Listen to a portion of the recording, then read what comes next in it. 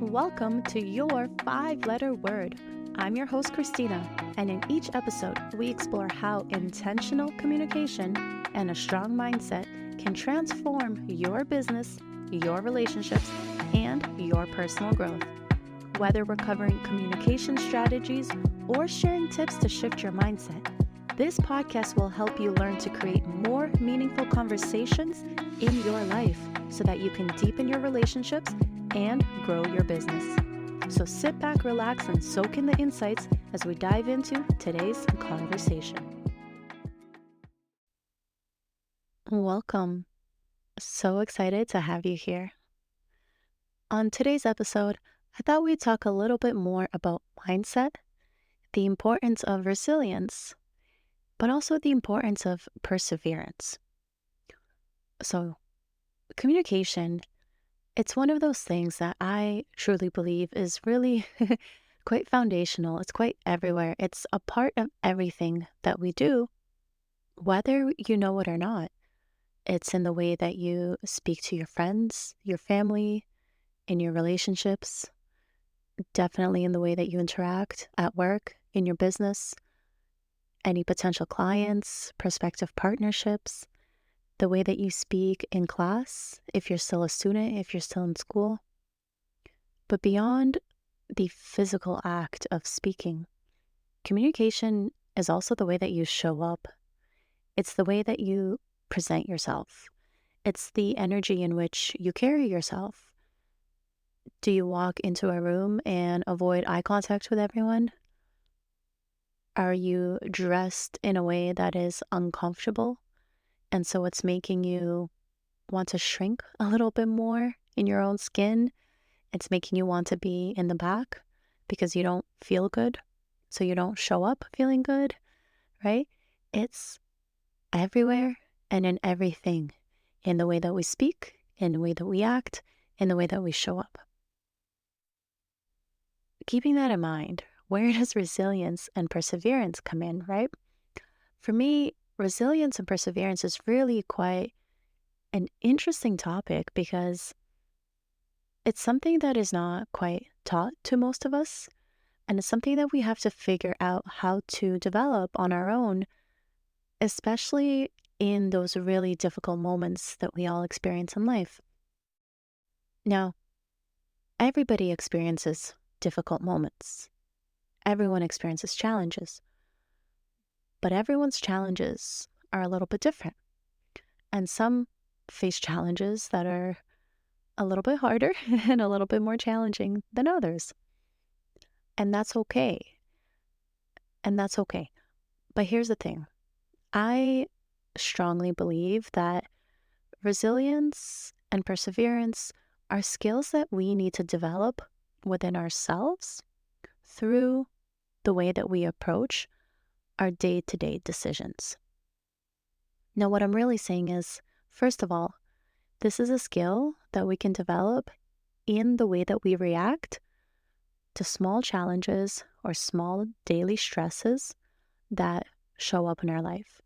This can mean, a traffic jam on your way to work, an unexpected delay. It could be some sort of miscommunication, frustration, someone else placing blame at work. It could be you grocery shopping and someone having a bad day and taking that out on you. A complete stranger being rude to you for no reason. Different challenges come up throughout our day. But it's how do we respond to them that really starts to develop our resilience and perseverance. From my experience, a lot of people who talk about resilience talk about it in the sense of, here was this major traumatic event, here was this major challenge, and pushing myself through it is what really taught me resilience. And I agree that all of those major events in our lives are a phenomenal opportunity to teach ourselves resilience. But at the same time, it's almost a wasted opportunity to let the daily stresses pass you by without using them as a way to learn and grow and improve. It feels a little silly saying that. Like, I can imagine myself frustrated in a traffic jam, as I have been many times. And it seems silly to be like, hey, this is a great opportunity to teach myself resilience. But it is. Because if we're able to teach ourselves and train ourselves to be more resilient in the face of small stresses, that starts to build the resilience muscle. By the time a bigger, more stressful event comes around, your resilience muscle is a little bit stronger. It makes it a little bit easier to handle that major event, right? Do you see where I'm going with this? If you're an individual who has a very hard time adapting to change, dealing with unexpected change, dealing with small stresses that come up during the day, it will make it that much harder to deal with the big ones. So that's the first food for thought that we'll put on the back burner for now. Now, when it comes to perseverance is a really interesting topic that I'd like to dive into with you. I feel like perseverance and resilience are a little bit different, very similar, but different. For me, when I think of perseverance, I think of it as the internal drive to continue, the internal drive to push yourself, to keep going. Now, many of us, if not most of us, are not born with perseverance. It's that internal hunger that we have to develop within ourselves when we work towards our goals, our desires, whatever it is that we'd like to achieve. It's not easy. Don't get me wrong, it's not easy. But I fundamentally believe that it is one of the most crucial skills that we need to develop within ourselves because it will serve us in every single other area of our life. Now, for me, what comes to mind with perseverance is really cross-country running and long-distance running. So when I was quite young, I'm not sure, maybe 8, 9, by the time I was 10 for sure, my dad would really push me to go on these long 5 to 10K runs with him every weekend. And it was hard. It was hard. And I did not want to do it. And my dad had a very strong, tough love approach. And I would just get so annoyed. We would go to the stadium, we would go to the track, and we would run those laps nonstop again and again and again until we had hit that 5K or whatever we were doing that day. And when I was tired and I wanted to give up and I wanted to walk, my dad would use that opportunity to run beside me, lecturing me the entire time. And I wasn't allowed to walk. I had to jog slowly. If I really needed a break, I had to jog slowly. But I was not allowed to stop. I had to keep going until I had run the entire distance. Now, as a kid, I used to get so mad. I used to get so annoyed. I was not a fan of my dad during those times. But looking back on it, I can see how much perseverance it taught me. It is a skill that I now use in so many other areas of my life. Running with him, not only was I learning how to push myself to keep going, to keep pushing the boundary of what I thought my edge was, but on top of that, I had to learn how to persevere and keep going and keep pushing myself and keep finding that internal motivation while being incredibly annoyed and frustrated and, quite frankly, tired in the moment as my dad is lecturing me and I'm trying to run. It sounds funny to talk about it now, but it was a wonderful experience that I look back on quite fondly. From experiences like that, from moments where when I would finish the run and I would end, and a couple hours later, I had showered, I had ate, I had watched TV and relaxed, but I felt great. And more importantly, I knew that I had accomplished my goal. So next weekend, when I had to run with him again, even though I didn't want to, or even though I was getting tired in the moment, I knew that I'd be able to accomplish it and I'd be able to finish it. And over time, it just got easier and easier to the point where I didn't need my dad pushing me to run that 5K. I gladly went out and did it on my own as a form of stress release when I was, by the time I was a teenager. But it's one of those things where I took that in the realm of sports, in the realm of, working out individually, and I started to apply that to everything I was doing. When I was in school getting my undergraduate degree, I had so many late nights where I was juggling 5 or 6 different courses at the same time, different deadlines, different assignments, different essays, and I would finish them all on time. Why? Because I knew that I can push myself, and I knew that I was capable, and I knew that just because something is hard doesn't mean we have to give up on it. Lots of things are hard, but everything worth doing is going to be hard to get to it, right? Let me say that another way. If something is easy, and if something is easy for a long time, we start to lose interest. We don't enjoy it as much anymore. When something is difficult, when something challenges us, when something takes effort to achieve, it is that much more worthwhile for us in the end. It pushes us, it teaches us, it helps us grow, it helps us feel accomplished once we've finally, achieved it and got to it. But more importantly, the process of going through that, the process of learning to persevere and continue through the challenges and build that resilience to deal with the stress and the fatigue and the burnout that might come up as you're going through and working towards your goal, that starts to change you. Because for most of us, once we've done it once, we can see that we can do it, which helps us do it a second time, which then helps you do it a third time. By the fourth time, it's a little bit easier. It's noticeably easier.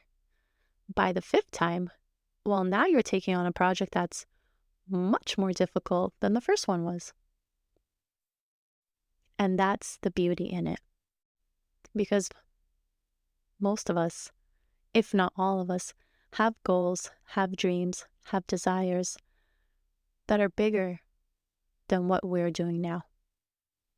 And the only way to get there, and the only way to handle the process until we get there, is to build that resilience and perseverance within ourselves.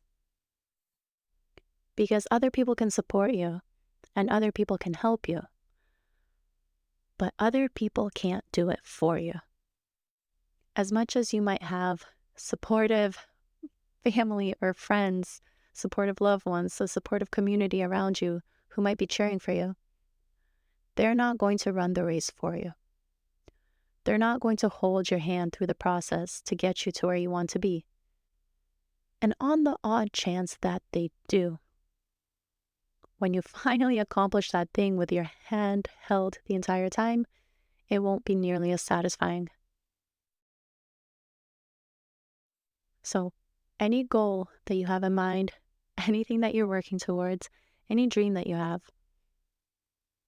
this is your reminder that the effort will be worth it, that you are capable of growing and maturing and developing the skills and the traits that you need to achieve those things. Now, tying this back into communication a little bit more. Communication is tricky for many of us. We're taught to speak by our parents primarily, then by our teachers our guardians, our if we go to daycare, to school, whoever is around us as a teacher and mentor in young age, they pass their communication style onto us. And that is what we are sort of ingrained with, and that becomes our default, that becomes our norm throughout childhood, and in most cases, into young adulthood. We're influenced by the things that we consume, so the shows that we watch, the music that we listen to, the neighborhood that we grow up in, the friends and the individuals that we interact with. Whatever communication style, and we'll call it style, format, type, what we're exposed to is what we start to normalize, and that's the level that we tend to stay at. Now, don't let that scare you, because that's actually a good thing. Understanding that is a good thing, because what it really means is that you have been taught what you know about communication, but communication is a skill, and it's a skill that you can work on and improve. And just like most other things, once you know what you need to work on and what you need to improve on, that's what you do, and that's how you get better. Let's use the example of someone who is working out or someone who's going to the gym for the first time. Whatever they know up until that point is what they know. They might have very little experience with working out. They might have no idea how to use any of the equipment, or they might know how to use some of the equipment, but not all of it. And that's fine, because that's the baseline and that's the starting point. And if they were to continue with that knowledge for the rest of their life, I'm sure there's still ways that they can become a healthier, fitter version of themselves. But if they invested in a personal trainer and learned how to use the machines properly and learned how to use the equipment and learned how to target different, perhaps, areas, how to structure their workout plan, if they learned all of these things to improve the efficiency and the effectiveness of their workout, how much faster do you think they would see the progress? It's the exact same thing for your communication. Now, just like working out, the process, going through it, the practice, the showing up, the doing the work, that gets challenging. That gets hard. It can get demotivating. But that's where your perseverance and your resilience comes into play. Understanding that strong communication skills, being a good communicator, being able to speak to other people, being able to network, being able to show up and share your ideas, these are skills that will help you in your life. So as challenging as it may be to put in the work and to practice and to put yourself out there those first few times, the payoff will be worth it. And if you're able to push through the self-doubt, if you're able to push through the fatigue and the need to practice again and again and again and again before you might see any sort of results, if you're able to push yourself through it and develop that perseverance, you will see a payoff. If you're able to push through the hard days and the bad days and any failures you experience along the way, you'll build up that resilience and you will see success and progress. You are capable of changing, and you are capable of progressing, and you are capable of putting in the work and the practice and the reps to see the progress that you want, because you know that the payoff will be worth it. So I'm going to encourage you to let that sink in, just reflect on it, think about it, and come up with a list of 5 to 10 different ways that you can really start to build up the resilience and the perseverance in yourself to push yourself to work towards your goals. Now, as an example, If you're someone who would really like to be able to present because it is a necessity to present at work, or you're someone who has to speak to perhaps prospective clients quite a bit, and so you'd like that confidence to be able to present well in front of them, my challenge to you is to start recording a daily video of yourself speaking for 2 whole minutes about something that you would in your presentation or your meeting. Mimic the environment.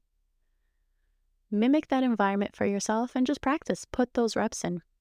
Record a video for 2 minutes every day and pick one thing to work on so that you can progress and see the improvement. If you're someone who uses a lot of filler words, if you say, so, well, like, so, you get the point. If that's you, start working on the filler words before you focus on anything else. If you're someone who's super stiff or you use way too many hand gestures, work on that one aspect until that becomes easy, and then pick something else. But it's going to take the work and it's going to take the reps and the perseverance to see the progress. Now, to wrap up this episode, your 5-letter word for today is start. Just start. Just begin. Just get going. Your goals are waiting for you. Your dreams are waiting for you. And they're not going anywhere until you get to them. So pick one thing and just start. Okay, that's all for today. Thank you for listening. Let me know what your biggest takeaway was from this episode. You can find me on LinkedIn. You can find me on Instagram, and you can check the description for all the places you can contact me. I love hearing from you, and I look forward to speaking to you soon. Bye.